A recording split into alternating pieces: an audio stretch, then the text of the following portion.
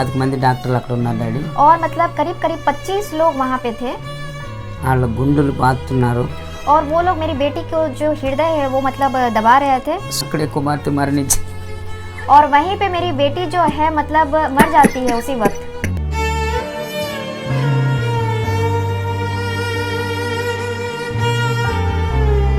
ప్రభువును రక్షకుడైన యేసుక్రీస్తు వారి శ్రేష్టమైన నామములో అందరికీ వందనాలు, కృపగల దేవుని కృతజ్ఞతలు.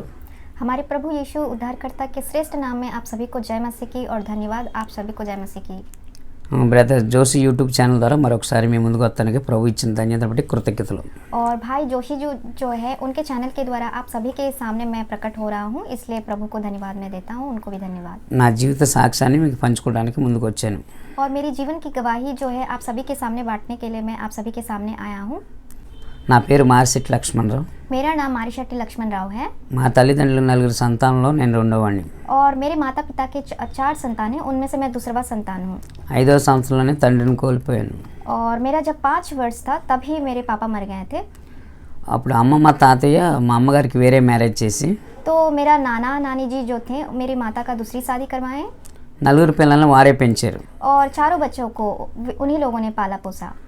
ఆ సమయంలో उसी वक्त స్కూల్లో అందరినీ జాయిన్ చేశారు. तो स्कूल में सभी लोगों को भर्ती कराया गया, నేను మాత్రం స్కూల్కి వెళ్ళేవాడిని కాదు. लेकिन मैं स्कूल नहीं जाया करता था। పశువులు మేపడానికి వెళ్ళేవాడిని. मैं पशुओं को चराने के लिए बाहर जाया करता था। అప్పుడు మా వారు ఏమన్నారంటే, तब उन्होंने कहा कि పశువులను కాస్తావా బళ్ళోకి వెళ్తావా? तू पशुओं को ही चराएगा या स्कूल जाएगा? నేను పశువులనే కాస్తాను. तो मैंने कहा कि नहीं, मैं पशुओं को ही चराऊंगा। నీ కర్మ అని చెప్పి పాలేరుతానం పెట్టారు. तो उन्होंने कहा कि ठीक है, तू जैसा चाहता है वैसा ही जाकर बोल के पशुओं को चराने के काम में मुझे लगा दिया। అలా పశువులు కాస్తున్న నన్ను और जैसे मैं पशुओं को चराया करता था, మా పెద్దమ్మ కుమారుడు मेरे जो बड़ी माँ का बेटा है నేను విజయవాడ తీసుకెళ్ళి నీకు మంచి భవిష్యత్తు చూపిస్తానన్నాడు. उन्होंने कहा कि चल तू मेरे साथ विजयवाड़ा, मैं अच्छा भविष्य तुझे दूंगा, दिखाऊंगा। చాలా సంతోషంగా వెళ్ళాను. तो मैं बहुत खुशी खुशी के साथ चला गया वहाँ।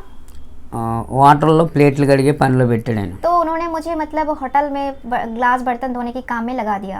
ఉదయం 4 గంటల నుంచి और सुबह 4 बजे से రాత్రి 9 గంటల వరకు रात के 9 बजे तक ఈ ప్లేట్లు గ్లాసులు కడగటం వల్ల చేతులు కాళ్ళు పాసిపోయి तो ग्लास प्लेट ये सब धोते धोते मेरी जो उंगलियां हैं उनके बीच में और पैरों की उंगलियों के बीच में पानी से भीग कर पूरा मतलब मेरी जो चमड़ी है वो उखड़ जाती थी రాత్రి నిద్ర పట్టేది కాదు. और मुझे रात को नींद भी नहीं आता था। ఏడుస్తుంటే और जब मैं रोया करता था दर्द से, నా తోటి పనివారు మందు తాగిరా తగ్గిపోయింది నొప్పి అనేవారు. जो भी मेरे साथ काम किया करते थे वो कहते थे कि तू थोड़ा से मतलब शराब पी ले, ठीक हो जाएगा, दर्द कम जाएगा। చాలా రాత్రులు నిద్రలేని రాత్రులు గడిపాను. तो ऐसे बहुत सारी रात है जो मैं नहीं सो पाता था।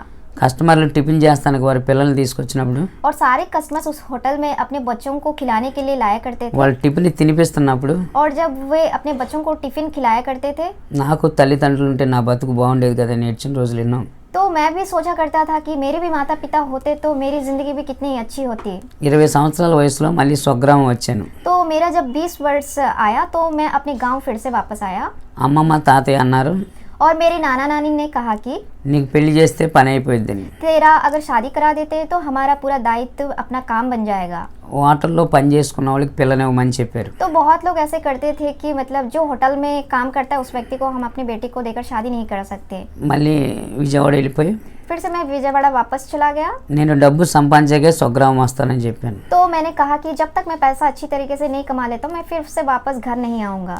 విజయవాడ బస్ స్టాండ్ దగ్గర సిడి క్యాంటీన్లో और विजयवाड़ा बस स्टॉप के पास जो श्रीडी कैंटीन नाम का एक होटल है छोटा सा, పనిలో జాయిన్ అయ్యాను. मैं फिर से काम में भर्ती हो गया था। 70 మంది వర్కర్స్ ఉంటారు. और उसमें 70 लोग काम करने वाले लोग रहते हैं। ప్లేట్లు కడిగే స్థితి నుంచి तो मैं जो है उनके बीच ही काम करते हुए मतलब ग्लास बर्तन धोते हुए వంట మాస్టర్ స్థాయి వరకు ఇలా వచ్చాను. तो मैं मतलब पकवान बनाने वाला एक कुक जो बोलते हैं उस स्थिति तक मैं पहुंच पाया। ఆ సమయంలో उसी वक्त మచిలీపట్నం దగ్గర పోలవరం అనే గ్రామంలో मछलीपट्टनम के निकट पोलवरम जो जगह है, రాజులపాటి పాండు అంకమ్మ గారి కుమార్తెనిచ్చి వివాహం చేశారు. तो राजुलपाटी पांडु अंकम्मा जी जो है उनकी बेटी से शादी कराया गया पापा जी की। మ్యారేజ్ అయింది. और पापा जी की शादी हुई విజయవాడలో ఒక ఇల్లు కొనుక్కున్నాను. और विजयवाड़ा में वे एक घर खरीदे अपना। ఒక ఫోటోగ్రఫీ అంటే నాకు చాలా ఇష్టం. కెమెరా కొనుక్కున్నాను. इन्हें मतलब फोटोग्राफी करना बहुत पसंद था, अच्छा लगता था। ఉదయం 4 గంటల నుంచి 2 గంటల వరకు వంట మాస్టర్గా డ్యూటీ చేసేవాడిని. तो सुबह के 4 बजे से 2 बजे तक वे खाना बनाने के काम ही किया करते थे होटल में. 2 గంటల నుంచి 7 గంటల వరకు फोटोग्राफरగా చేసేవాడిని. और दोपहर 2 बजे से शाम के 7 बजे तक वे मतलब फोटोग्राफर के रूप में काम करते थे. జీవితం హ్యాపీగా సాగిపోతుంది. और मेरी जो जिंदगी है उस वक्त बहुत ही अच्छे तरीके से चल रही थी. ఒక బాబు ఒక పాప పుట్టారు. तो पापा और मम्मी जी को 2 संतान हुए, एक लड़का और एक लड़की. మా అమ్మగారు విజయవాడ మమ్మల్ని చూస్తానికి వచ్చింది ఒక రోజు. तो मेरी जो माता जी है उन्होंने हमें देखने के लिए एक दिन विजयवाड़ा आए. ఆమె యేసు ప్రభువుని నమ్ముకోండి అని చెప్పింది. तो उन्होंने कहा कि आप यीशु मसीह को मानो. నేను యేసు గురించి చెప్పొద్దు, మాకు చాలా ఉన్నాయని చెప్పాను. तो मैंने कहा कि मुझे यीशु प्रभु के बारे में मत बता, हमारे जो अपने मानने का मतलब तौर तरीका है, बहुत सारे ऐसे देवी देवता है हम जानते हैं. నాకంటూ లోక సంబంధమైన భక్తులు ఎన్నో ఉండేవి. तो मैं भी मतलब बहुत सारी भक्ति में जिया करता था. యేసు ప్రభు అమెరికా దేవుడు, మాకు చెప్పొద్దు. तो मैंने कहा कि अपनी माता से जो प्रभु यीशु है वो तो मतलब विदेशी लोगों का भगवान है, आप उनके बारे में कुछ मत कहना. రాత్రిపూట తెల్లవారుజామున లెగిసి 3:30కి ఏడుస్తూ ప్రార్థన చేస్తుంది మా అమ్మ. और सुबह के समय मेरी माता जो है 3:30 बजे उठकर रोते रोते हुए प्रार्थना किया करती थी. నా కుమారుని రక్షించు ప్రభువా. वे कहती थी कि प्रभु मेरे बच्चों को बचा. ఈవిడికేమైంది ఇలా ప్రార్థన చేస్తుంది? तो मैं सोचा करता था कि इन्हें क्या हुआ, क्यों ऐसे प्रार्थना कर रही है. నేను బాగానే ఉన్నాను కదా. और पापा जी सोचा करते थे मैं तो ठीक ही हूँ ना. అయితే ఆమె అలా ప్రేయర్ చేస్తూనే ఉండేది. और वे उसी तरीके से लेकिन मेरे बात को ना बगल में रखते हुए प्रार्थना किया करती. తర్వాత ఆమె ఊరు వచ్చేసింది. फिर से वो अपने वापस गांव चली गई. మా క్యాంటీన్లో 70 మంది వర్కర్స్ ఉండేవారు. और हमारे कैंटीन में 70 लोग काम किया करते थे.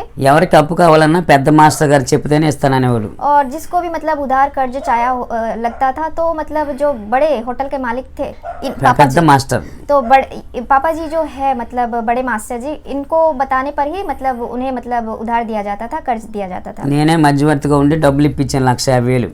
तो पापा जी मतलब लोगों के बीच में मध्यवर्ती के रूप में रहकर 1.5 लाख रुपए दूसरे को कर्ज दिए. మధ్యవర్తిగా ఉండి 1,50,000 ఇప్పించా. मध्यवर्ती के रूप में रहकर 1.5 लाख रुपए दूसरे को दिलवाए. నాకు అనుకోకుండా ఒకరోజు వాంతులు విరోచనాలు సీరియస్ అయింది. तो एक दिन ऐसा होता है कि उनका तबीयत बहुत बिगड़ जाता है, वोमिटिंग होती है, बहुत मतलब उनकी स्थिति बहुत बुरी हालत में बदल जाती है. చాలా సీరియస్ అయిపోయింది. बहुत ही सीरियस हो जाते हैं. నాకంటూ లోక సంబంధమైన భక్తి ఉన్నా నన్ను ఎవరో రక్షించలే. तो मैं मतलब दूसरे अन्य देवी देवताओं के भक्ति में जिया करता था, लेकिन किसी ने मुझे बचा नहीं पाया. మా అమ్మగారు ఒక రోజు ప్రేయర్ ఆయిల్ తీసుకొచ్చింది. तो एक दिन मेरी माता जी ने प्रभु का जो तेल है लहू उसे लाकर प्रार्थना की. నేను ప్రార్థన చేస్తాను నీకు అని చెప్పింది. तो उन्होंने कहा कि मैं तुम्हारे लिए प्रार्थना करूंगा. దీనివల్ల నాకేంటి ప్రయోజనం అని అడిగాను. मैंने कहा कि इससे मेरा क्या उपयोग होगा. నువ్వు నమ్మితే యేసయ్య మహిమ చూస్తావుంది.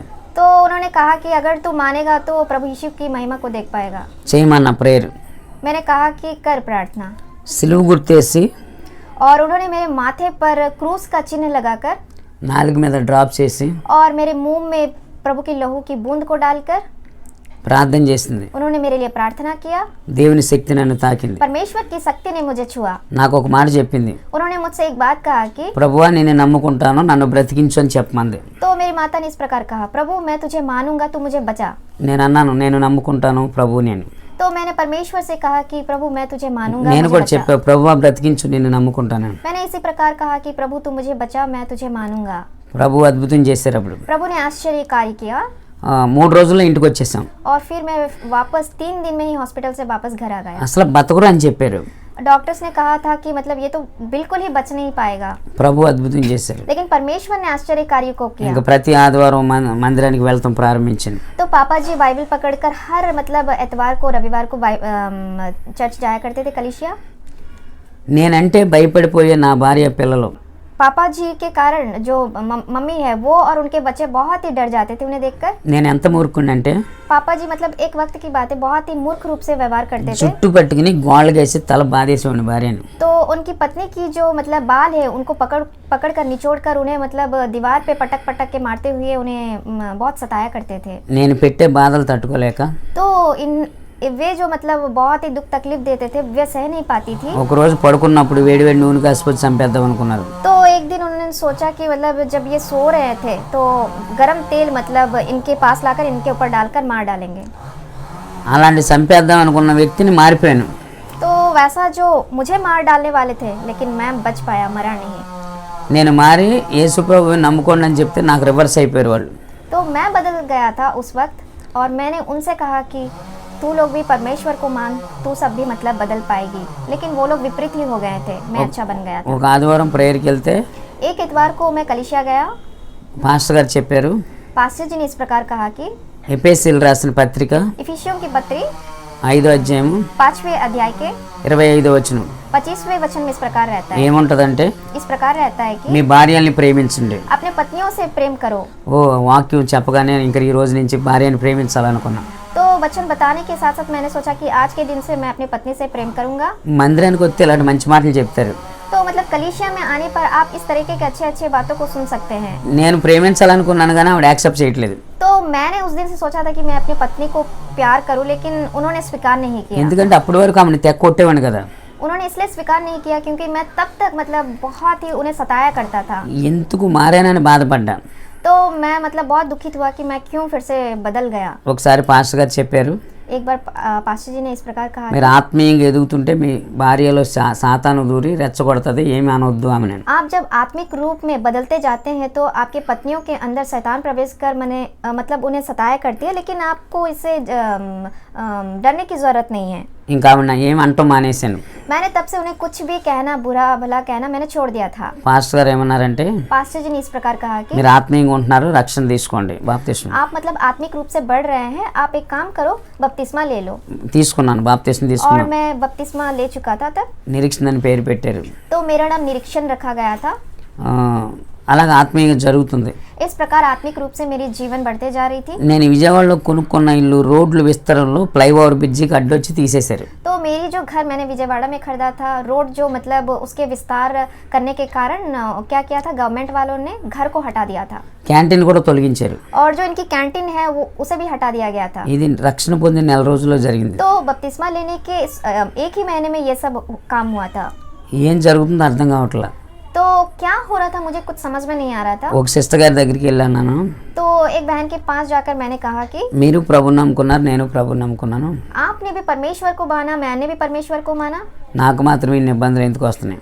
मुझे ही केवल क्यों इतने तरीके के परेशानियों से होकर गुजरना पड़ रहा है। వారు ఏం చెప్పారంటే, उन्होंने इस प्रकार कहा कि సామెతల గ్రంథం 24వ అధ్యాయము नीति वचन के 24वें अध्याय में 10వ వచనం, 24वें अध्याय के 10वें वचन में, శ్రమ దినమున నువ్వు కలిగిన और जब दुख तकलीफ के समय में నువ్వు చేతకానుడు అవుతావు, तो मतलब इस प्रकार बन जाएगा कि कुछ भी नहीं कर सकता, కలిగిన దాన్ని గట్టిగా పట్టుకొని और చెప్పారు. जो भी तेरे साथ हो रहा है उसे मतलब मजबूत से पकड़े रहे। నా గురించి కన్నీటితో ప్రార్థన చేశారు. उन्होंने मेरे लिए बहुत ही आंसू बहाकर प्रार्थना किया అద్భుతం జరిగింది. और उसी वक्त मैंने आश्चर्यकारी को देख पाया। గవర్నమెంట్ వారు ఉచితంగా ఇల్లు కట్టించి ఇచ్చారు. सरकार वालों ने उचित रूप में उन्हें घर बना कर दिया।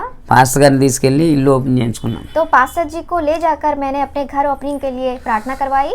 అయితే వారం రోజులు పని లేదు. तो एक सप्ताह तक मुझे कोई काम नहीं मिला। పిల్లలు భోజనానికి ఏడుస్తున్నారు, ఆకలేస్తుందని. तो पापा जी के जो बच्चे थे उन्हें मतलब खाना नहीं मिल रहा था, इसलिए वे रो रहे थे। అప్పుడు నా భార్య, నేను, పిల్లలు ప్రార్థన చేస్తే तब मैं और मेरी पत्नी मिलकर, बच्चे मिलकर सब एक साथ प्रार्थना कर रहे थे। ఒక ఆవిడ భోజనం తీసుకొచ్చి ఇచ్చింది. तो एक औरत ने हमें खाना ला कर दिया। అద్భుతం జరిగింది. तब ही मतलब बहुत ही अद्भुत कार्य हुआ। నెల రోజులు డైలీ తీసుకొచ్చేది ప్రార్థన అవగానే. ऐसा हुआ था कि प्रार्थना होने के हर रोज, प्रार्थना होने के बाद वो हर रोज 1 महीने तक खाना ला कर देती थी। మా అత్తగారికి కాలు చేయి పడిపోతే ఆ సమయంలో और मेरी जो सासू माँ थी उनका हाथ पैर गिर गया था। సేవకుల ప్రార్థన ద్వారా స్వస్థ వచ్చింది. तो जो मतलब पासवान लोग हैं उनके प्रार्थना के द्वारा उन्होंने स्वास्थ्य को पाया था। అందుకే నా భార్యకి నమ్మకం వచ్చింది. इसलिए मेरी पत्नी ने परमेश्वर को मान पाई। భోజనం అయితే వస్తుంది కానీ भोजन तो हमें मिल रहा था। ఈ డబ్బులు మధ్యవర్తిగా ఉండి అప్పులు ఇప్పించాను కదా, जो पापा जी मतलब मध्यवर्ती के रूप में रहकर दूसरों को जो कर्ज दिलवाए थे, వారందరూ వచ్చి 1,50,000 అర్జెంటుగా కట్టమని గొడవ పెట్టారు. तो वे सभी लोग आकर कह रहे थे कि 1.5 लाख रुपए जो लिए थे वो वापस हमें दे दे। నేను అన్నాను, మీరు నాకు ఇవ్వలేదు కదా అని అడిగా. तो पापा जी ने पूछा कि आपने तो నాకు ఇవ్వలేదు కదా. पापा जी ने पूछा कि आपने तो हमें नहीं दिया ना। కానీ ఇవ్వలేదు కానీ మధ్యవర్తిగా ఉన్నాం, మనుషులు పట్టరండి, డబ్బులు పట్టరండి. तो उन्होंने कहा कि दिया तो नहीं है, लेकिन मध्यवर्ती के रूप में तुमने ही तो दिलवाया ना, इसलिए मतलब लोगों को लेकर आओ, पैसा भी हमें दे दो। వాళ్ళు టార్చర్ తట్టుకోలేక उन लोगों का सताव को ना सह पाने के कारण 12 పాయిజన్ టాబ్లెట్లు తెచ్చుకున్నాను. मैंने मतलब 12 विष की गोली को लेकर आया था। చనిపోవడానికి నిర్ణయించుకున్నాను. मैं सोचा था मैं अब मर जाऊंगा। ఆ సమయంలో उसी वक्त నా భార్య వేరే వాళ్ళు అప్పులోళ్ళు తీసుకెళ్లారు. तो मतलब जो उधार लिए थे पापा जी के पास, पापा जी को लेकर वे लोग गए थे। పిల్లలు స్కూల్కి వెళ్ళారు, तो मतलब मेरे बच्चे जो है वो स्कूल गए थे। నేను ఒక్కడే ఉన్నాను. मम्मी भी नहीं थी उस वक्त, बच्चे भी नहीं थे, पापा जी अकेले थे। 12 ట్యాబ్లెట్లు ఓపెన్ చేస్తున్నాను. और 12 जो विष की गोलियां था उसे मैं खोल रहा था। మా అక్క వచ్చి मेरी दीदी आकर తమ్ముడు నాకు 15,000 ఎప్పుడు ఇస్తావని అడిగింది. उन्होंने कहा कि 12,000 रुपये जो तूने लिया था कब देगा तू मुझे। ఆ డబ్బులు లేకే కదా అక్క చనిపోదాం అనుకుంటున్నాను అన్నాను. तो पापा जी ने कहा कि वो पैसे नहीं है ना, इसीलिए तो मैं मर जाने की कोशिश कर रहा हूँ। నువ్వు ఎలా చనిపోనా నాకు అనవసరం, నా డబ్బులు ఇచ్చి చచ్చిపోను. तो उन्होंने कहा कि तू जैसा भी मरना चाहता है मर जा, लेकिन मेरे पैसे देकर मर जा। ఫ్యాన్ కురేసుకుంటావు, उन्होंने कहा कि तू पंखे में लटक कर मरेगा, రైలు పట్టాల కింద పడతావు, रेल की पटरियों में मतलब रेलगाड़ी के नीचे पटरियों पर मरेगा, ఏండ్రం తాగుతావు నాకు అనవసరం, तो कुछ भी विष खाकर मरेगा, कैसा भी मरेगा। డబ్బులు ఇచ్చి చచ్చిపోంది. उन्होंने कहा कि तू पैसे देकर मर जा। మనకి ఎవరికైనా కష్టం వస్తే हमें जब दुख तकलीफ होता है ఇంట్లో వాళ్ళకి చెప్పుకుంటాం, हम मतलब घर वाले को बताते हैं, ఇంట్లో వాళ్ళకి కష్టం వస్తే और जब घर वालों को कोई परेशानी होती है చెప్పుకోవడానికి అవకాశం లేదు. लेकिन हम किसके साथ मतलब साझा करेंगे, कोई तो रहता ही नहीं है। ఇక్కడే ఉండక్క నేను ఇప్పుడే వస్తానని तो मैंने अपनी दीदी से कहा कि दीदी तू यहीं पे रह, मैं अभी फिर आ रहा हूँ। రైలు పట్టాల మీద పడుకున్నాను. వెళ్ళి मैं रेल की पटरियों पर जाकर लेट गया था పడుకుని ట్రైన్ ఎక్కి వస్తున్నాను.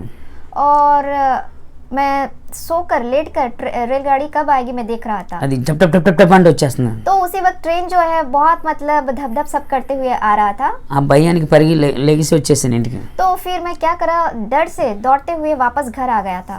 ఈ లోపు మా అక్క ఉంది ఇంటికాడ, तो इसी बीच मेरी दीदी घर पे ही रहती है।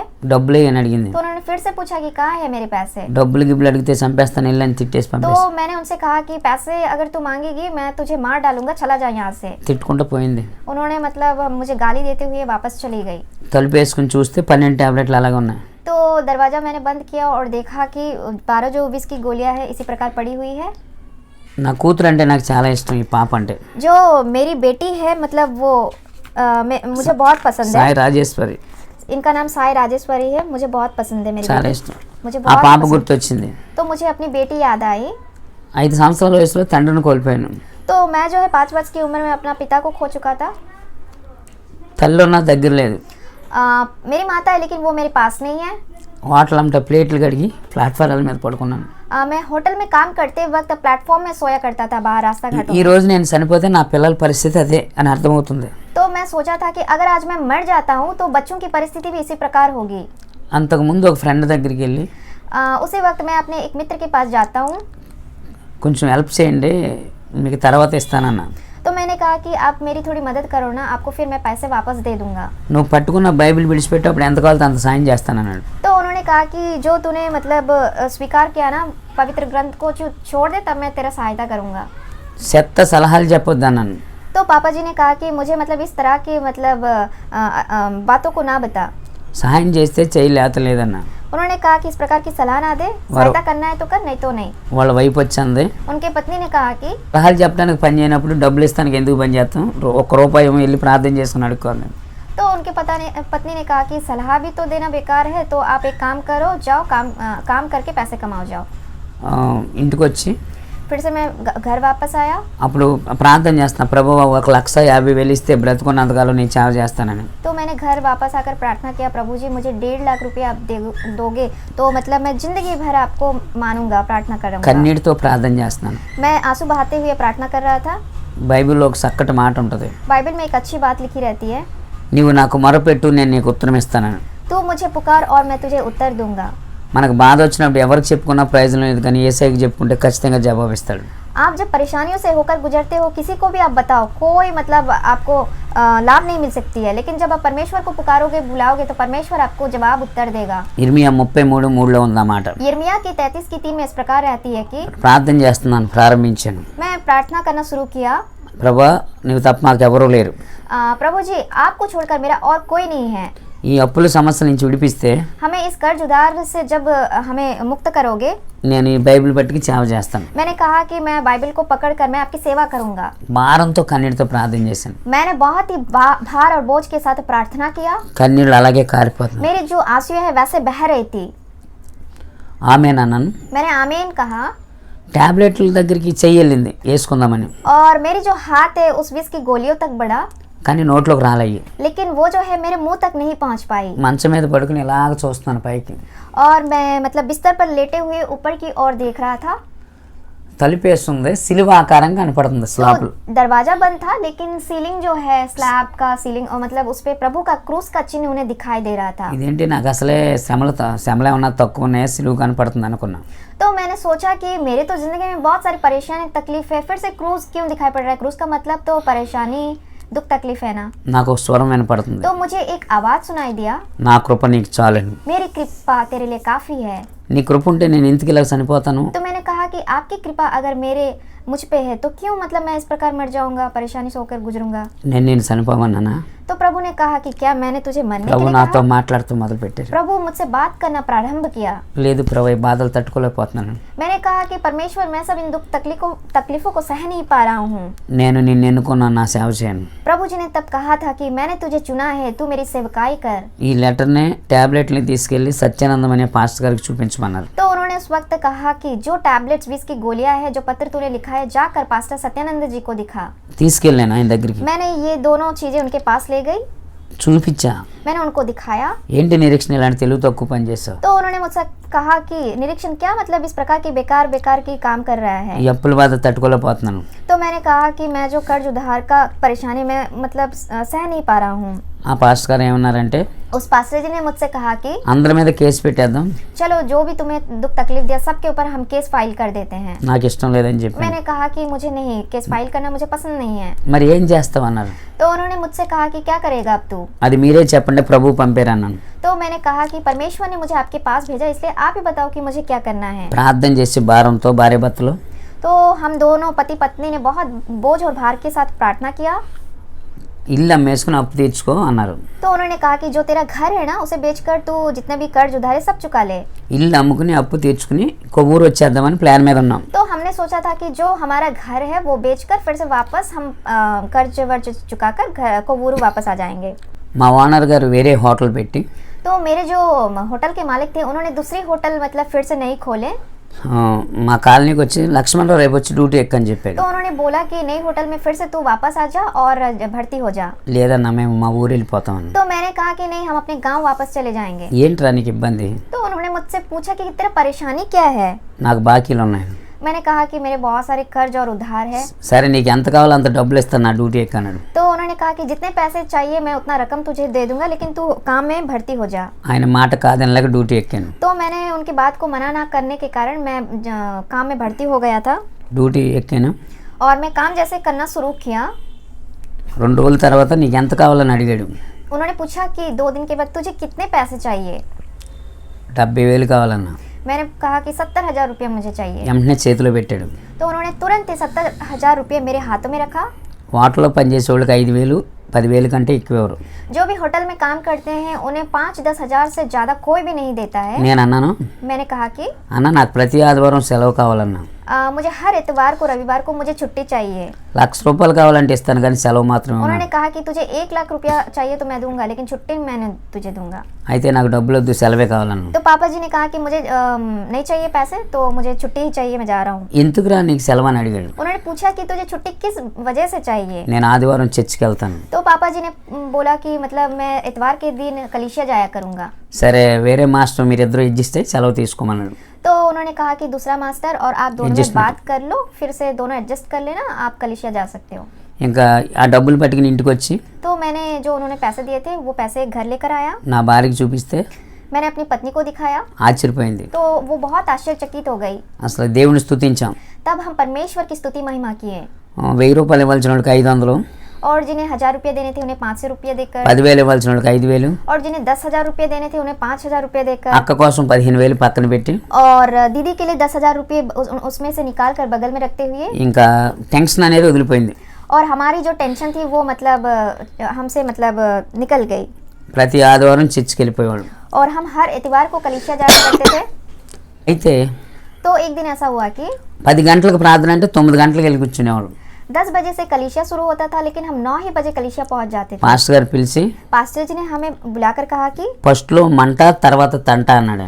तो पहले जब आप परमेश्वर में आते हो इसी प्रकार की आग रहती है, लेकिन बाद में वो बुझ जाती है धीरे धीरे। ఆధ్యాత్మికంగా అలాగే ఎదుగుతున్నప్పుడు और जिस प्रकार हम आत्मिक रूप में बढ़ रहे थे, ఒక రాత్రి ఒక దర్శనం, एक रात को हमने एक दर्शन देखा था। ఒక వెలుగు నా మీద ప్రకాశిస్తుంది. तो एक जो प्रकाश है मेरे ऊपर वो प्रकाशमान हो रही थी। నేను ఎక్కడికి పరిగెడితే అక్కడికి వస్తుంది. तो मैं जहाँ जहाँ जाया करता था, दौड़ रहा था, मेरे पीछे पीछे वो प्रकाश आ रहा था। ఏం అర్థం కాక అక్కడ ఒక కాలువలో దూకేసింది. तो मुझे कुछ समझ में नहीं आ रहा था, इसलिए मैंने क्या किया कि नाले में मैं कूद गया था। ఆకాశం నుండి ఒక స్వరం వినపడుతుంది. तो मतलब आकाश से एक स्वर मुझे सुनाई दिया। నా కుమారుడు ఎన్నుకున్నాను నా సేవ చేయండి. तो इस प्रकार सुनाई दिया कि मेरे पुत्र, मैंने तुझे चुना है, तू मेरे सेवकाई कर। ఏం అర్థం కాలే. मुझे कुछ समझ में नहीं आ रहा था उस वक्त। ఔరంగాబాద్ ఫోన్ చేసి అక్కని అడిగాను, मैंने औरंगाबाद कॉल करते हुए मेरी दीदी को पूछा, ఏంటి ఇలా సేవ చేయమంటున్నారని. నేను क्या मतलब परमेश्वर इस प्रकार से बता रहे हैं कि सेवकाई कर। 3 రోజులు ఉపవాసం ఉండి ప్రభువుని అడగమంది. तो उन्होंने कहा कि 3 दिन उपवास रखते हुए तो प्रार्थना कर। ఎక్కడ సేవ చేయాలి ప్రభువా. मैंने कहा कि प्रभु कहाँ मैं सेवकाई करूँ। 3 రోజులు ఫాస్టింగ్ ఉన్నాను. मैं 3 दिन उपवास था। ఆ ఫాస్టింగ్లో అడుగుతున్నా, ప్రభా నేను ఎక్కడికి వెళ్ళి నీ సువార్త ప్రకటించాలి. मैं पूछ रहा था कि प्रभु मैं कहाँ जाकर आपकी सेवकाई करूँ। ఈ ఏరియా అంతా కొవ్వూరు ప్రాంతం చూపించారు. अभी जहाँ मैं रह रहा हूँ इसका नाम कोवूरू है। तो इस जगह को परमेश्वर ने दिखाया था। చూపించారు. परमेश्वर ने दिखाया था दर्शन में। నేను ప్రేయర్లోనే ఉన్నాను, ఒక వ్యక్తి వచ్చి చూపించి చెప్పి వెళ్ళిపోయాడు. तो मैं प्रार्थना में ही था, एक व्यक्ति आया ये सारी बात बताते हुए, वो फिर वापस चला गया। తెల్లరగట్లు 3:30 అది. तो वो मतलब सुबह भोर की 3:30 हो रही थी। నా భార్యకి చెప్పాను పలానా ప్రాంతం మనం సేవకి వెళ్ళాలని. मैंने कहा कि ऐसी जगह है जहाँ हमें अपनी सेवकाई करने के लिए जाना है। ఆమె సెలవు పెట్టండి, ఒక రోజు వెళ్ళి వద్దాం అంది.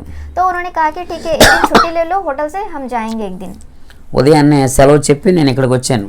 तो मैं अपने होटल में अपनी छुट्टी लिया होटल से, मैं फिर इस जगह को देखने आया। ఈ ప్లేస్ అంతా చూసాం. तो ये पूरे जगह को हमने देखा। అక్కకి 15,000 ఇచ్చి మళ్ళీ మేము వెళ్ళిపోవాలి విజయవాడ. दीदी को 15,000 रुपये देकर फिर से वापस विजयवाड़ा जाना था हमें। ఈ లోపు నేనంటే గిట్టని వారు इसी बीच जो मतलब मुझे पसंद ना करते थे वे लोग, రాత్రికి రాత్రే మాస్టర్ పారిపోయి వెళ్ళిపోయాడని చెప్పారు. तो रात रात ही ऐसे पुकार मतलब सब तक पहुंचा दिए कि मास्टर जो है అలాగా भाग गए हैं। లేనిపోని మాటలు చెప్పి बहुत इस प्रकार के मतलब बातों को बताते हुए सभी के साथ నా మీద కుట్ర చేశారు. उनके ऊपर मतलब ऐसे कूटनीति वो चलाई। అప్పుడు ఓనర్ గారు ఫోన్ చేసి, तब जो मालिक है होटल के उन्होंने कॉल किया, నీ సాయంత్రానికి విజయవాడ వస్తే నీ 2 కాళ్ళు ఉంటాయి, లేకపోతే 2 కాళ్ళు తీసేస్తాను. तू अगर शाम तक विजयवाड़ा आएगा तो बच पाएगा, नहीं तो मैं तेरा दोनों पैर काट के निकाल दूंगा, फेंक दूंगा। భయమేసి ఫోన్ పెట్టేశాను. तो मैं बहुत ही डर गया था और फोन मैं रख दिया था। నా భార్యకి చెప్పాను, मैंने अपने पत्नी से कहा कि నువ్వు వెళ్ళి విజయవాడ వెళ్ళి ఇల్లు అమ్మేసి అప్పు తీర్చేయి, तू जा विजयवाड़ा जा और अपना घर बेचकर जितने भी हमारे कर्ज उधारे सब चुका दे। నేను ఇంక విజయవాడ రానని చెప్పాను. पापा जी ने मम्मी से कहा कि मैं विजयवाड़ा और नहीं आऊँगा। మేము ఇక్కడికి వచ్చింది దేనికంటే ప్రభు చూపించిన స్థలాన్ని చూస్తానికి వచ్చాం. तो हम यहाँ इसलिए आए कि परमेश्वर ने जो जगह हमें दिखाए थे वो देखने आए थे हम। శత్రువైన అపవాది అక్కడ సెలరేగాడు. तो जो मतलब इसी बीच जो शैतान है वो बहुत ही मतलब इस प्रकार गर्जना शुरू कर दिया था कि అయితే ఏం జరిగిందంటే इस प्रकार हुआ कि వైజాగ్ నుంచి ఒక ఓనర్ గారు నన్ను ఫోన్ చేసి రమ్మన్నారు పనికి. तो एक होटल के मालिक जो विशाखापट्टनम से है उन्होंने कॉल करके पापा जी को बुलाया काम के लिए। ఎప్పటి నుంచో అడుగుతున్నాడు. बहुत दिनों से वो पूछ रहे थे। ఆ రోజు ఫోన్ చేశారు. लेकिन उसी दिन जिस दिन मतलब परमेश्वर ने जगह दिखाया तो उसी दिन उन्होंने भी कॉल किया, आप काम के लिए बुलाए थे। నేను వైజాగ్ వెళ్ళాను, मैं विशाखापट्टनम गया నా భార్య విజయవాడ వెళ్ళింది. और मेरी जो पत्नी है विजयवाड़ा गई थी। వచ్చిన పని వదిలేసి చెరుకోదారికి వెళ్ళిపోయాం. और मतलब जिस काम के लिए हम आए थे जो परमेश्वर ने कहा था, लेकिन उस काम को छोड़कर हम दोनों 2 अलग अलग जगहों में चले गए थे। 2 నెలలు డ్యూటీ చేశాను వైజాగ్లో. और 2 महीने मैं विशाखापट्टनम में काम किया పని ఆయనకి నచ్చి और हमारा जो काम है उन्हें बहुत पसंद आया था। ఒక ఏటీఎం కార్డు ఇచ్చి एक ATM कार्ड पापा जी को दिया, పిన్ నెంబర్ చెప్పి उन्होंने पिन नंबर भी बताया। 15,000 రూపాయలు క్యాష్ ఇచ్చి उन्होंने मतलब 15,000 रुपये नकद के रूप में भी नहीं दिया। మీరు ఫ్యామిలీ మొత్తం వైజాగ్ రండి, మీకు ఎంత కావాలో అంత శాలరీ ఇస్తాను. तो पापा जी के साथ उन्होंने कहा कि पूरी परिवार समेत तू विशाखापट्टनम आ जा और जितने पैसे तुझे चाहिए मैं उतना रकम दे दूंगा। విజయవాడలో వెళ్ళి ఇల్లు అమ్మేసి विजयवाड़ा में जाकर वो घर बेचकर అన్ని అప్పులన్నీ తీర్చుకుని जितने भी कर्ज और उधार थे पूरे चुकाकर నేను నా భార్య 2 పిల్లలు అత్తగారు 5 వెళ్ళాం. और मैं, मेरा पत्नी और 2 बच्चे और मेरी सासू माँ सभी मिलकर हम विशाखापट्टनम गए थे। పిల్లల్ని స్కూల్లో జాయిన్ చేసాం రామనగర్లో. बच्चों को रामनगर में एक स्कूल में भर्ती करवाएं మేము ఆసిల్మెట్లో అద్దెలు తీసుకున్నాం. और आसिलमट्टा में हमने एक किराए का घर लिया ద్వారకా నగర్ బస్ స్టేషన్లో డ్యూటీలో జాయిన్ అయిపోయాం. और द्वारका नगर बस स्टॉप जो है वहीं पे मतलब होटल में मैं काम में भर्ती हो गया था। ఒక రోజు నేను ప్రేయర్ చేసుకుంటున్నాం, ఫ్యామిలీ ప్రేయర్. एक दिन हम मतलब परिवार प्रार्थना कर रहे थे. మా అత్తగారు బిగ్గరగా కేకేసి और मेरी सासू माँ ने जोर से चिल्लाते हुए कहा कि మీరు ఇక్కడ ఉండొద్దు దేవుడి సేవకి వెళ్ళిపోండి అని చెప్పి కొప్పుకొలిపోయింది. उन्होंने इस प्रकार कहा कि तू जा परमेश्वर की सेवकाई के लिए वापस चला जा, यहाँ पे मत रह करके। वो जिस प्रकार खड़ी हुई थी वो नीचे गिर गई थी। కేజీహెచ్ హాస్పిటల్లో తీసుకెళ్తే तो उन्हें KGH हॉस्पिटल ले जाया गया। తెల్లారి చనిపోయింది. सुबह होने तक दूसरे दिन वो मर चुकी थी। చనిపోయే ముందు చేతిలో చేయించుకుని మీరు దేవుని సేవకు చేయండి అని చెప్పింది. वो मृत्यु से पहले ही मतलब पापा जी को अपने हाथों में हाथ रखते हुए कहा था कि तू जा परमेश्वर की सेवकाई सब मिलकर कर। ఒక 2-3 రోజులు సెలవు పెట్టాము. సమాధి కార్యక్రమం అక్కడ మోసెస్ పాస్టర్ గారు చేశారు. एक दो दिन में क्या हुआ था कि मतलब हमने प्रार्थना मतलब रखा था उनके लिए, और जितने भी समाधि का कार्यक्रम था मोजेस पास्टर जी ने किया था। మా ఓనర్ గారు పిలిచి हमारे जो होटल के मालिक हैं उन्होंने हमें बुलाकर, నువ్వు పని బాగా చేస్తున్నావని నీకు డబ్బులు ఇస్తే 50,000 వాడావు. तू जो काम बहुत अच्छी तरीके से कर रहा है इसलिए मैंने तुझे ATM दिया था, तो तू उसमें से 50,000 उपयोग कर लिया। నీ భార్య క్యాషియర్గా నువ్వు మాస్టర్గా డ్యూటీ ఎక్కి మా అప్పు తీర్చాను అన్నాను. तो उन्होंने कहा कि तू मतलब जो पकवान के रूप में, खाना बनाने वाले के रूप में, और तेरा पत्नी जो है वो कैशियर के रूप में काम में भर्ती हो जाओ और मेरे पैसे वापस दे दो। इस प्रकार అలా పని చేస్తాం ప్రారంభించాం. और हम फिर से काम करना शुरू किए। సంవత్సరం అయింది. 1 साल हुआ। స్టార్టింగ్ మేము అడిగిపెట్టిన 5,000 అమ్మేది. जब हम पहली बार कदम रखे थे उस होटल में 5,000 का हर रोज टिफिन जो भी खाने की सामग्री थी वो बिकती थी। సంవత్సరంలో రోజుకు 30,000 ఉంటుంది కౌంటర్ క్యాష్. వ్యాపారం అభివృద్ధి అయింది. हाँ, तो एक ही महीने में क्या हुआ था कि मतलब 30,000 रकम मिलना शुरू हो गया था। मतलब उनके व्यापार में बहुत ही बढ़ोतरी हुई थी इनके जाने के बाद। ఒక డెంగ్యూ ఫీవర్ వచ్చి ప్లేట్లెట్స్ పడిపోయినాయి. तो फिर से पापा जी को क्या हुआ था, डेंगू बुखार हुआ था, प्लेटलेट्स इनकी गिर गई थी प्लेटलेट्स। హాస్పిటల్లో ఉన్నాను.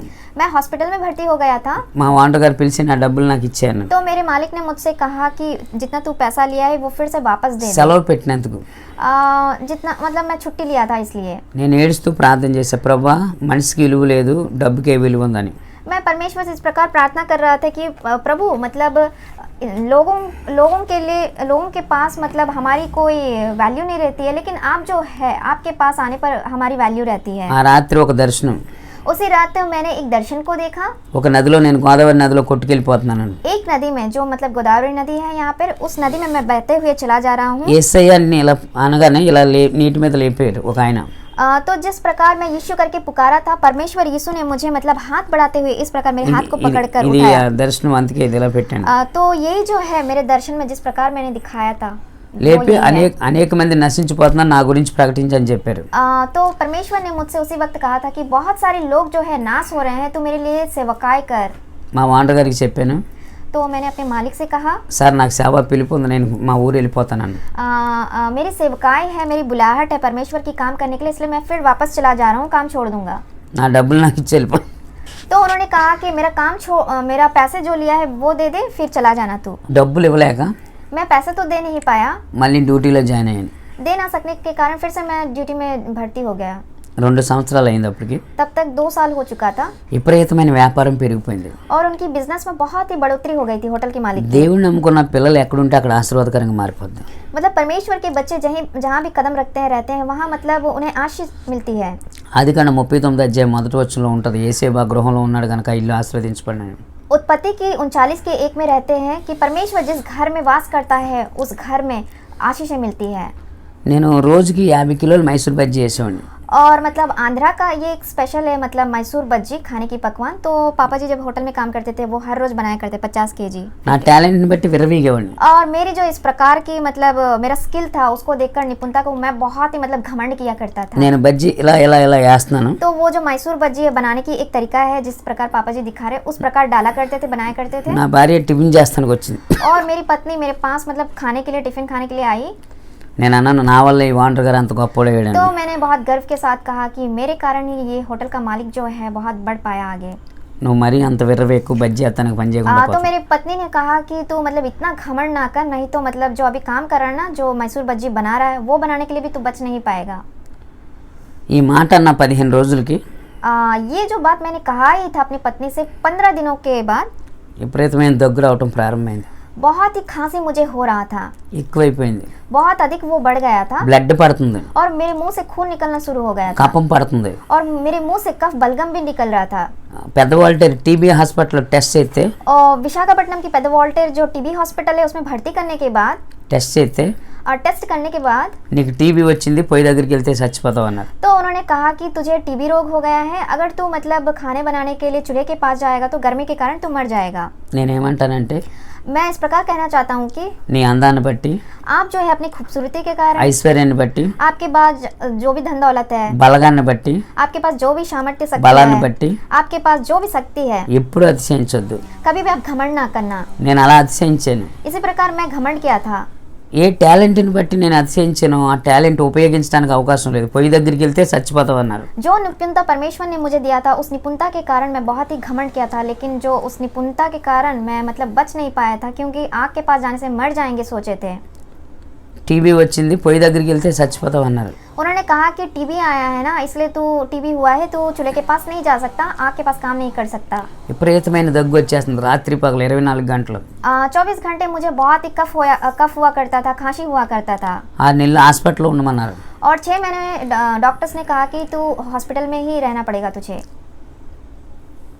నా భార్య అంది నేను ఇంటికాడ ఉండే మందులు వాడతానని तो చెప్పి मेरी पत्नी ने उनसे कहा कि नहीं, मैं घर में रहकर ही इनकी ट्रीटमेंट करवाना चाहती हूँ। నా భార్య డ్యూటీ చేసేది. और मेरी पत्नी जो है काम किया करती थी होटल में, మా అబ్బాయి స్కూల్కి వెళ్ళిపోయాడు. और मेरा जो बेटा है वो स्कूल जाया करता था। నా 10 సంవత్సరాల కుమార్తె నాతో పాటు ఉండేది. और मेरी छोटी सी बच्ची जो 10 साल की थी वो पापा जी के साथ रहती थी, ప్రార్థన చేసేది ప్రభుకి. और वो परमेश्वर से इस प्रकार प्रार्थना करती थी। ప్రభు మా డాడీకి ఏం అవ్వకుండా చేయి తండ్రి. वो इस प्रकार प्रार्थना करती थी कि परमेश्वर मेरे पापा को बचा ले, कुछ नहीं కుమ్ములి होना चाहिए। కుమ్ములి కుమ్ములి ఏడ్చేది ప్రభు. बहुत ही रो रो कर गिड़गिड़ा कर परमेश्वर से इस प्रकार प्रार्थना करती थी। ప్రభు చిన్న పిల్లల ప్రార్థన త్వరగా వింటాడు. परमेश्वर बच्चों की प्रार्थना सुनता है। నేను వెళ్ళి పాస్టర్ గారి దగ్గరికి నా కొరకు ప్రేయర్ చేయండి అని అడిగా. मैं पास्टर जी के पास जाकर बोला कि पास्टर जी मेरे लिए प्रार्थना करो। అని చెప్పాను. मैंने इस प्रकार कहा कि నాకు సేవ పిలుపు ఉందండి, దర్శనం ఉందని చెప్పాను. मेरा दर्शन ये है, मेरी बुलाहट यह है कि मैं परमेश्वर के लिए सेवकाई करूँ, काम करूँ। ఆయన ఏమన్నారంటే ప్రభువా నన్ను బాగు చేయి, నీ సేవ చేస్తానని ప్రార్థన చేయమన్నారు. तो उस पासवान ने इस प्रकार की कहा कि तू इस प्रकार प्रार्थना कर कि परमेश्वर आप मुझे बचाइए, मैं आपकी सेवकाई करूँगा, ऐसा कहना। నేను 3 నెలలు ఒకటే ప్రార్థన చేశాను, నన్ను బాగు చేయి ప్రభువా నీ సేవ చేస్తానని. तो मैं 3 महीने तक इसी प्रकार प्रार्थना किया कि परमेश्वर तू मुझे बचा और मैं तेरी सेवकाई करूँगा। ఈ 3 నెలలు కార్చిన కన్నీళ్లు ప్రభు ఆలకించి तो 3 महीने तक जो मैं आंसू बहाते हुए प्रार्थना कर रहा था, परमेश्वर ने इस प्रार्थना को सुनकर దేవుడు జవాబు ఇచ్చాడు. టీవీ తగ్గిపోయింది, హాస్పిటల్కి వెళ్తే. परमेश्वर ने मुझे उत्तर दिया, मेरी टीबी रोग दूर हो गया और मैं हॉस्पिटल से घर आ गया। మీరు ఎవరినన్నా అడగండి, आप किसी से भी पूछो, టీబీ కోర్సు 6 నెలలు. टीबी बीमारी की जो ट्रीटमेंट है ना, दवाइयाँ 6 महीने तक लेने की जरूरत होती है। 6 నెలలకు తగ్గకపోతే ఇంకో 6 నెలలకి ఇస్తారు. अगर 6 महीने तक भी बीमारी नहीं कमती तो फिर से 6 महीने यूज करने के लिए कहते हैं। ఆ 6 నెలలకు తగ్గకపోతే ఇంకో 6 నెలలు, 18 నెలలు వాడాలి. अगर 6 महीने वो 12 महीने तक भी नहीं कमती है तो फिर से 6 महीने देते हैं, मतलब 18 महीने 1.5 साल तक आपको यूज करना पड़ता है। ఈ 3 నెలలు తగ్గడం అంటే మామూలు అద్భుతం కాదు. 3 महीने में इतनी बड़ी बीमारी कमना कोई छोटी बात नहीं है। డాక్టర్ గారు రిపోర్ట్ యాంక న్యాయంగా చూస్తున్నారండి. डॉक्टर जी ने मतलब पापा जी की जो रिपोर्ट फिर से आई थी 3 महीने के बाद, उन्हें देख रहे थे, रिपोर्ट को देख रहे थे, उन्हें देख रहे थे, ఇది रिपोर्ट ఎలా को देख జరిగింది रहे అని అడిగాడు నన్ను. थे। उन्होंने पूछा कि पापा जी से ये कैसे मतलब ऐसा हो पाया। యేసు ప్రభు స్వస్థపరిచారన్న. तो मैंने कहा कि मेरे परमेश्वर ने मुझे स्वस्थ दिया। మంత్రాలకి చింతకాయలు రాలవన్నాడు ఆయన. तो उन्होंने कहा कि मतलब ऐसे इतनी आसानी से काम कैसे हो सकती है। ఏమో నాకు తెలియదు కానీ ప్రభు నన్ను బాగు చేశారు. तो मैंने कहा कि मुझे ये सब पता नहीं है, लेकिन परमेश्वर ने मुझे चंगाई दिया। నేను ఆ 3 నెలలు ఏమని ప్రేయర్ చేశానంటే मैंने 3 महीने इस प्रकार प्रार्थना किया कि ప్రభు నన్ను బాగు చేయి ప్రభు నీ సేవ చేస్తాను. प्रभु जी मुझे चंगा कर, मैं तेरी सेवकाई करूंगा। మన ప్రభువు ప్రార్థనలు ఆలకించేవారు. परमेश्वर जो है हमारी प्रार्थनाओं को सुनने वाला परमेश्वर है। నువ్వు కన్నీళ్లు కార్చగలిగితే आप अगर आंसू बहा सकते हो तो జవాబు ఖచ్చితంగా వస్తుంది. आप परमेश्वर के सामने आंसू बहाते हो तो आपकी प्रार्थना का जवाब जरूर आएगा। నెల్లి కన్నీళ్లు ప్రార్థన చేస్తే मैंने 3 महीने आंसू बहाते हुए प्रार्थना किया था। మళ్ళీ హాస్పిటల్కి వెళ్తే फिर से वापस हॉस्पिटल चेकिंग के लिए गया, అన్నీ నార్మల్గా వచ్చేసాయి. सभी रिपोर्ट्स नॉर्मल आए थे। ఇంటికి సంతోషంగా వచ్చేసాను. मैं घर बहुत ही खुशी खुशी के साथ लौटा నా था। భార్యతో అన్నాను मैंने अपनी पत्नी से कहा कि ప్రభు నన్ను స్వస్థపరిచారు, మనం సేవకి వెళ్దాం పదా. परमेश्वर ने मुझे चंगाई किया, इसलिए चलो हम सेवकाई करने के लिए जाते हैं। కొంపకి బైబిల్ పట్టుకుని అడుక్కుంటావా అంది. तो क्या हर छोटी मोटी बातों में मतलब क्या बाइबल को पकड़ते हुए जाएगा क्या? सबसे तू भीख मांग कर अपने जीवन को बिताएगा क्या? అంటే సమాజం ఎలా చూస్తుందంటే సేవకుల్ని मतलब समाज इस प्रकार पासवानों की जिंदगी को देखता है कि బతకలేక బైబిల్ పట్టుకుని వస్తున్నారని. मतलब सारे लोग जो है मतलब जी नहीं पाने के कारण क्या मतलब बाइबल को ग्रहण करते हुए परमेश्वर की सेवकाई कर रहे हैं। బతకలేక కాదండి, భారం ఉండి వస్తున్నారు. मतलब जीवन हम जीने के लिए नहीं, लेकिन प्रभु का जो सेवकाई करना है वो भार के साथ हम लोगों के बीच आते हैं। నేను 3 నెలలు ఏమని కన్నీటితో ప్రార్థన చేశానంటే मैंने 3 महीने इस प्रकार आंसू बहाते हुए प्रार्थना किया నన్ను బాగు చేయి ప్రభా నీ సేవ చేస్తానని ప్రార్థన చేశాను. मुझे परमेश्वर चंगाई दे और मैं तेरी सेवकाई करूंगा। నా ప్రార్థన ఆలకించి ఆయన స్వస్థ ఇచ్చారు. और मेरी जो प्रार्थना है वो सुनकर परमेश्वर ने मुझे चंगाई ఇవిడ किया। నేను రాను సేవకంద पत्नी ने कहा था कि मैं सेवकाई करने के लिए नहीं కావాలంటే నువ్వు వెళ్ళిపోంది. आऊंगी। तो उन्होंने कहा कि तू जाता है तो तू जा, सेवकाई के लिए मैं नहीं आऊंगी। విపరీతమైన కోపం వచ్చేసింది. मेरे को तो पापा जी को बहुत ही गुस्सा आया था। పచ్చడి బండి అని ఎంత ఉంటుంది పచ్చడి బండి అని तो एक बहुत ही मतलब बड़ा सा डंडा रहता है, బట్ విపరీతంగా కొట్టేసాను. तो उस डंडे के साथ पापा जी ने मम्मी जी को बहुत ही मारा। తల పగల కొట్టేద్దామని ఇలా ఎత్తే तो उन्होंने सोचा कि मतलब मैं इनको सिर को फोड़ दूंगा, ऐसे डंडे को ऊपर उठाया। నా కుమార్తె కాళ్ళ మీద పడి तो ఏడ్చింది. पापा जी की बेटी जो है पापा के पाँव के पास आकर पकड़ते हुए गिड़गिड़ा के रोई। డాడీ అమ్మను కొట్టదు డాడీ, पापा मम्मी को मत मारो पापा, మన ఇద్దరం సేవకి వెళ్దాం. हम అమ్మ दोनों सेवकाई के लिए जाएंगे, मम्मी घर में रह जाएगी। అమ్మ నాన్న ఇక్కడ చేసుకుంటారు, మనం వెళ్ళిపోదాం సేవకి అందా. माँ और भैया मतलब घर में रहेंगे, घर में करेंगे, हम दोनों सेवकाई के लिए चले जाएंगे। నా భార్య నువ్వు మనిషివా పశువా तो मैंने मतलब मेरा नाना అమ్మ అంది నన్ను. तो मम्मी ने कहा कि मतलब पापा जी को तू क्या आदमी है या पशु है? గుడ్డును బాదినట్టు బాదుతున్నావు. तू मतलब जैसे गाय बैलों को मारता है वैसे तू मुझे मार रहा है। సేవకి వెళ్తే ఓర్పు సహనం ఉండాలి. मतलब सेवकाई के लिए जाने के लिए तो लोगों के पास सहन की जरूरत होती है, ఆ రెండు నీకు లేవు. वो दोनों तो तेरे पास है ही नहीं है। ఎందుకు వేస్ట్ అని చెప్పింది. तो उन्होंने कहा कि तू सेवकाई के लिए जाना भी बेकार है। నేను బైబిల్ చించేసి కాలుతో తొక్కేసిన దుర్మార్గుడు నేను. तो मतलब पापा जी जो है बाइबल को मतलब पूरा फाड़ कर पैरों से कुचलने वाले ऐसे एक मतलब उस वक्त मूर्ख रूप में व्यवहार करते थे। సేవకి వెళ్తానని మాట చెప్తే చెప్పించుకుంటాను. तो उन्होंने फिर से मम्मी से कहा कि अगर मैं फिर से कहता हूँ कि सेवकाई के लिए जाऊँगा तो तू अपनी चप्पल से ही मुझे मारना। నువ్వు స్థిరత్వం లేని మూర్ఖుడు అంది. तो उन्होंने कहा कि तेरे पास तो एक स्थिरता का दिमाग भी नहीं है, तू एक मूर्ख है। ఇది జరిగిన 15 రోజుల్లో और ऐसा जब होता है 15 दिनों के बाद మా అమ్మాయికి విపరీతమైన జ్వరం వచ్చింది. और मेरी छोटी सी जो बेटी थी उन्हें बहुत ही मतलब बुखार हो गया था। ఈమె ఏమందంటే సేవకి వెళ్తే పిల్ల పెళ్ళి ఎలా చేస్తా ఉంది. तो उस तेज बुखार के वक्त कहा था कि तू अगर सेवकाई के लिए जाएगा तो अपनी बेटी की शादी कैसे करवाएगा। విపరీతంగా ఈ అమ్మాయికి సీరియస్ అయిపోయింది. तो मतलब बेटी बहुत ही सीरियस कंडीशन में थी డబ్బులు చేతుల్లో లేక 108కి కేజీహెచ్ హాస్పిటల్ और తీసుకెళ్ళి मेरे पास उस वक्त हाथ में पैसा नहीं था और एम्बुलेंस जो है 108 को मैंने कॉल किया था తీసుకెళ్లారు. और वे आकर ले गए బెడ్ మీద పడుకోబెట్టారు. और मेरी बच्ची को बेड के ऊपर लिटाया गया ఒకే ఒక ఇంజెక్షన్ చేశారు. और एक इंजेक्शन मेरी बेटी को लगाया गया था।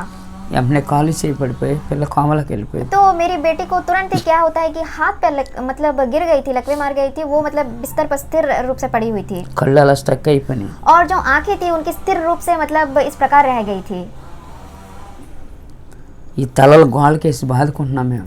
तो मम्मी पापा जी ने क्या किया था, अपने सरों को दीवार पर पटक रहे थे మేము బాగున్న అమ్మాయిని కదా తీసుకొచ్చాం. क्योंकि उन्होंने तो अच्छी मतलब लड़की को हॉस्पिटल में लेकर आए थे ना, మాకు మాత్రం ఎందుకు ఇలా జరుగుతుంది लेकिन क्यों हमारे साथ ही ये सारे मतलब इस तरीके के बुरे काम हो रहे हैं, हादसे हो रहे हैं। అని ఏడుస్తూ ఉన్నాం. हम रो रहे थे।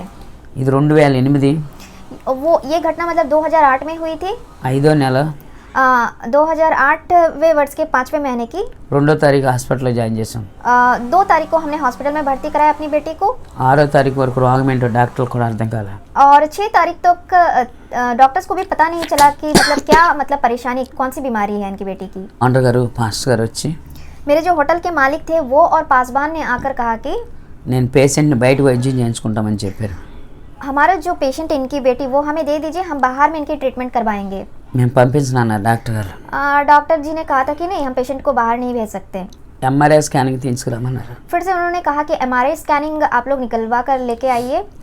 అది తీయించాము బయట. हमने बाहर से स्कैनिंग करवाई ఈ అమ్మాయికి మెదడుబాబు వచ్చింది. तो ब्रेन में मतलब एक ट्यूमर हो गया था, इस प्रकार पता चला। బ్రెయిన్ ట్యూమర్ అంటారు కదా. तो उसे कहते हैं ना कि ब्रेन ट्यूमर, एक जो गांठ हो जाती है ब्रेन ఈ में। రోగం వచ్చిన వాళ్ళు బ్రతకటం కష్టం అంట. तो ऐसी जो बीमारी जिनको भी हो जाता है वो बच नहीं सकते आसानी से। బ్రతికిన అంగవైకల్యంగా ఉంటుంది. अगर बच भी पाते हैं तो वो अपाहिज के रूप में मतलब जीने पड़ते हैं उन्हें। ఎలాగైనా పర్లేదు మా అమ్మాయిని బ్రతికించిందని ఏడ్చాం. तो हमने कहा कि किसी भी प्रकार हो आप केवल बचाने की कोशिश कीजिए इन्हें। ఒక 5 ఇంజక్షన్లు వేయరు రాశారు. तो मतलब 5 तरह के इंजेक्शन डॉक्टर्स ने लिखा था। పర్వాలేదు అన్నారు. तो उन्होंने कहा कि कोई बात नहीं, ठीक हो जाएगा। నేను విజయవాడ ఫోన్ చేసి శాంతారత్నం అమ్మగారికి మా అమ్మాయికి బాగాలేదు కొంచెం ప్రేయర్ చేయండి అన్నాను. तो मैंने मैंने विजयवाड़ा जो पास्टर जी या शांता रत्नम जी उन्हें कॉल करके मैंने कहा कि मेरी बेटी की तबीयत ठीक नहीं है, कृपया करके आप हमारी बेटी के लिए प्रार्थना कीजिए। ఆమె అన్నారు మీ అమ్మాయిని తీసుకుని దేవుడు ఎక్కడ స్థలం చూపించారు అక్కడికి వచ్చాను అన్నారు. तो उन्होंने मुझसे इस प्रकार कहा कि तेरी बेटी को लेकर परमेश्वर ने तुझे दर्शन में जो जगह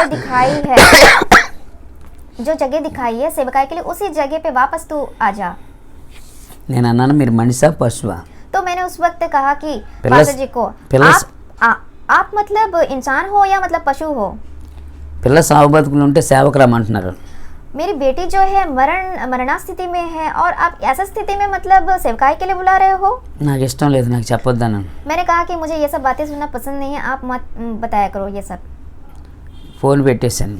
मैंने फ़ोन रख दिया था నా భార్య కొంచెం భోజనం పెట్టింది తినమంది. और मेरी पत्नी उसी वक्त फ़ोन रखने के बाद थोड़ी सी खाना दी थी पापा जी को ఇష్టం खाने के లేదు लिए। కానీ అన్నం ఇలా मुझे मतलब पसंद नहीं था, लेकिन प्लेट में खाना लेने के बाद मैं इस प्रकार घुमा रहा था మా అబ్బాయి పరిగెట్టుకుంటూ और వస్తాడు. उसी वक्त मेरा जो बेटा है दौड़ते हुए मेरे पास आया చెల్లికి ముక్కంట పైప్ పెట్టారు కదా డాడీ. और वो कह रहा था कि पापा बहन की नाक में जो नलिया लगा है ना, ఆ పైప్ అంతా బ్లడ్ ఫుల్ బ్లాక్ అయిపోయి వచ్చేస్తుంది. तो उसी मतलब पाइप से क्या हो रहा है कि जो खून है वो काले रंग में बाहर निकल रहा है సుమారు 25 మంది డాక్టర్లు అక్కడ ఉన్నారు డాడీ. और मतलब करीब 25 लोग वहाँ पे थे వాళ్ళ గుండులు పాతున్నారు, और वो लोग मेरी बेटी को जो हृदय है वो मतलब दबा रहे थे సూదులతో గుచ్చుతున్నారు. और मतलब इंजेक्शन से जहाँ था नस में मतलब वो मतलब नस में इंजेक्शन डाल रहे थे ఎక్కట్లేదు ఏది కూడా. और कुछ भी मतलब चढ़ ही नहीं रहा था इंजेक्शन से जो भी दवाइयाँ दे रहे थे కాళ్ళకు కూడా గుచ్చుతున్నారు. और पैरों की नसों में भी वो इंजेक्शन डाल रहे थे। పరిగెట్టుకెళ్ళి చూసేసరికి और जैसा ही मैं दौड़ते हुए उसके पास गया చుట్టూరు మోగిపోయి ఉన్నారు.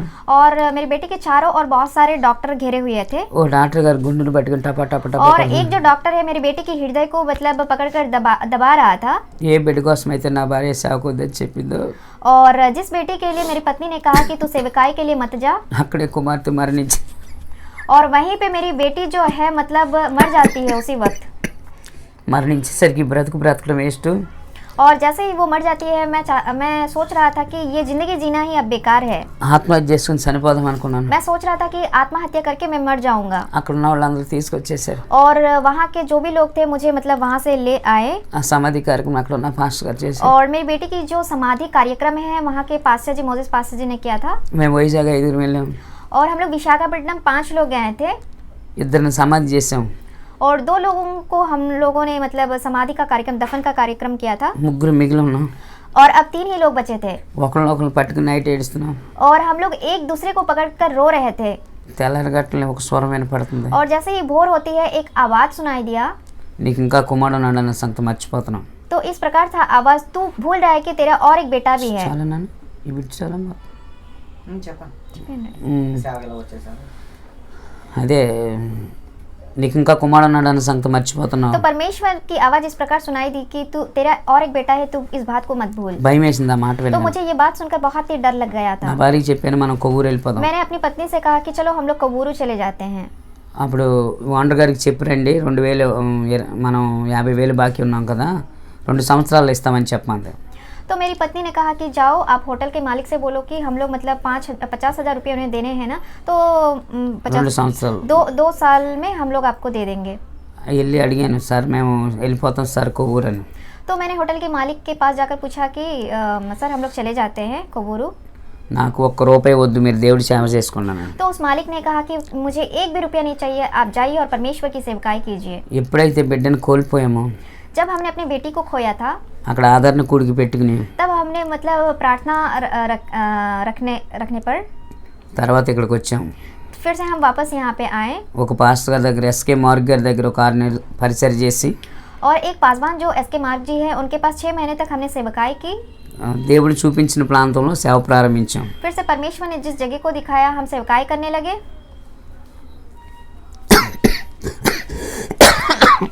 ప్రారంభించిన తర్వాత जैसे ही हम सेवकाई प्रारंभ करते हैं, నా జీవిత సాక్ష్యం బుక్ రాయటం, मेरे जीवन की गवाही की किताब को लिखना ఆ సాక్ష్యం బుక్ చదివి చచ్చిపోవడానికి సిద్ధపడిన వాళ్ళు బ్రతకడం, और इस जीवन की जो गवाही की किताब है उस पुस्तक को पढ़कर बहुत सारे लोग जो मर जाना चाहते हैं वे बचते हैं। మా బాబు కేరళలో 4 సంవత్సరాలు పాస్టర్ ట్రైనింగ్ అవటం, और मेरा बेटा जो है केरला में 4 साल के लिए पासवान का ट्रेनिंग लेता है 2 సంవత్సరాలు సువార్త పరిచర్య రాణికేతులు చేశాను. और 2 साल उन्होंने रानीखेत में सेवकाई किया। తర్వాత ఇక్కడికి వచ్చిన తర్వాత మ్యారేజ్ చేయడం జరిగింది. और यहाँ आने के बाद उनका शादी हुआ. చనిపోయిన కుమార్తె ఎలాగ ఉంటుందో మా కోళ్ళు అలాగే ఉంటుంది. और जैसा मेरे मतलब बहू मर जाती है, बेटी मर गई थी, वैसा ही मतलब मेरी बहू भी, बेटी भी है. అద్భుతమైన రీతిలో నా కుమార్తెని ఆ పోలికల్లో పుట్టించాడు. और वैसा ही जैसा पापा जी की मतलब बेटी है, वैसा ही उनकी बहू भी मतलब उनके बहू के रूप में मिलती है. आप देख रहे हो ना यहाँ पे बहू उनकी बेटी की जैसा ही रहती है, हाव भाव हुलिया सब मिलता है. బిడ్డకి బిడ్డని ఇచ్చేసాడు. और फिर जो मेरा बेटा है, बेटी और बेटा और बहू को एक संतान हुआ. అప్పులన్నీ తీర్చబడ్డాయి. और मतलब सारे हमारे जो कर्ज और उधार थे सारे चुक गए थे. 2500 ప్లేసుల్లో నేను వాడబడ్డాను. और 250 जगहों पे परमेश्वर ने मुझे सेवकाई के लिए उपयोग किया. నా సాక్ష్యం బుక్లు 1,00,000 ప్రింట్ అయినాయి. और मेरी जो जीवन की गवाही की पुस्तक है, लाखों की संख्या में इसकी प्रिंटिंग हुई. ఇప్పుడు ఇది ఇంగ్లీష్లో కూడా ప్రింట్ చేయడం జరిగింది. और इंग्लिश में भी अब इसकी अनुवाद की गई, प्रिंटिंग की गई. ఆల్రెడీ హిందీలో ఈ అమ్మాయి రాస్తుంది. तो प्रभु की कृपा से मैं मतलब हिंदी में ट्रांसलेशन की, हिंदी में लिख रही हूँ. తమిళ్లో రాయబడింది. तमिल में भी लिखा गया है. కన్నడం, कन्नड़ा में लिखा गया है. అస్సాం, असमीस लैंग्वेज में भी लिखा गया. ఒరిస్సా, उड़िया लैंग्वेज में भी लिखा गया है. బీహార్. मतलब बिहारी तो वो हम जब ऑडियो देंगे तो मतलब मैथिली या भोजपुरी में देंगे, लेकिन स्क्रिप्ट आप हिंदी में पढ़ सकते हो. ఇదిగో బ్రదర్ జోషి బ్రదర్ ఛానల్ ద్వారా హిందీలో కూడా మీకు और जो भाई जोशी जो है उनको भी, उनके चैनल में भी ये अपलोड हो रही है हमारी गवाही. 53 మంది సావుకు సిద్ధపడ్డ వాళ్ళని ప్రభు బ్రతికించుకున్నారు. जो भी 53 लोग थे वो मरने ही जा रहे थे, लेकिन परमेश्वर ने उन सभी को बचाया था. స్తుతి మహిమ ఘనత యేసయ్యకే కలిగిన గాక. तो इसीलिए हम परमेश्वर को केवल धन्यवाद देते हैं जो इतने लोगों को परमेश्वर ने बचाया. యేసుని నమ్ముకుని నష్టపోయిన వాళ్ళు ఇంతవరకు ఎవరు లేరు. जो भी परमेश्वर को मानते हैं कोई भी उसमें से नाश नहीं होता है.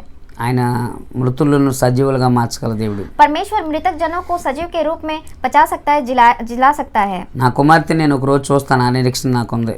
तो मेरी एक आशा है कि मैं अपनी बेटी से फिर एक दिन मिलूंगा, देखूंगा. ఇహమందు నూరంతలో పరమందు నిత్య జీవం ఇస్తాడు ఆ దేవుడు. तो यहाँ पे जो है इस भूमि पे परमेश्वर एक अच्छा जिंदगी और प्रभु के राज्य में भी हमें एक नित्य जीवन देगा. నువ్వు ఏ బాధలో ఉన్నావో నాకు తెలియదు. आप किसी भी प्रकार की परेशानियों से गुजर रहे हो, ఏ రోగంతో ఉన్నావో తెలియదు, आप किस प्रकार की बीमारी से गुजर रहे हो, ఎలాంటి బలహీనత ఉన్నావో తెలియదు, कैसी भी कमजोरियों से क्यों ना गुजरे, ప్రతి సమస్య నుంచి నా యేసయ్య విడిపిస్తాడని మీకు చెప్తున్నాను. सारी समस्याओं से परमेश्वर आपको छुड़ा सकता है. ఈ సాక్ష్యాన్ని మీరు చూసి అనేక మందికి షేర్ చేయండి. బ్రదర్ జోషి ఛానల్ సబ్స్క్రైబ్ చేయండి. और आप इस गवाही को देखकर बहुत लोगों तक पहुंचाइए ताकि वे भी देखकर परमेश्वर के बारे में जान पाए. और ब्रदर जोशी भाई का भी चैनल को सब्सक्राइब कर लेना. నా పేరు మీద కూడా నిరీక్షణ పాల్ మారిసెట్ అని ఉంటుంది ఆ ఛానల్ और కోసం. मेरे नाम पे भी एक निरीक्षण पॉल मारिसेट्टी यूट्यूब चैनल रहेगा, उसको भी आप सब्सक्राइब कर सकते हो. దేవుడు మహాకృపలో దేవుళ్ళో వాడబడుతున్నాం. 8 రాష్ట్రాల్లో వాడబడ్డాం. ఇదిగో और प्रभु की कृपा से मैं मतलब 8 राज्यों में परमेश्वर की सेवकाई करने के लिए पहुंच पाया हूँ. మెర్సీ కూడా నా ప్రత్యేకమైన థ్యాంక్ యూ. और जो हूँ परमेश्वर के नाम में धन्यवाद दे रहे हैं. Thank you. అందరికీ వందనాలు. सभी को धन्यवाद. जय मसीह की.